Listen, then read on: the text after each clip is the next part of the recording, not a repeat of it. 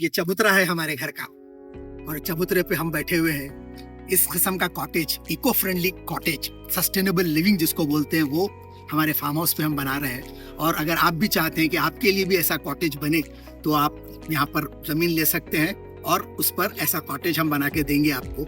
Technical इसके क्या फ़ायदे हैं वो हम आपको बताते रहेंगे अपने रील्स में, लेकिन एक बहुत ही खूबसूरत एक कॉन्सेप्ट है जो हमने क्रिएट किया है सस्टेनेबल लिविंग पे, इको फ्रेंडली लिविंग पे। तो ऐसे मौके बहुत कम मिलते हैं, ऐसे कंपनीज बहुत कम होते हैं जो इस किस्म के चीज़ों को प्रमोट करते हैं। तो इसका फ़ायदा उठाइए और हमारे से रब्ता करिए। मैं तो फिलहाल एंजॉय कर रहा हूँ, मौसम है सुहाना भी, मौसम है आशिकाना।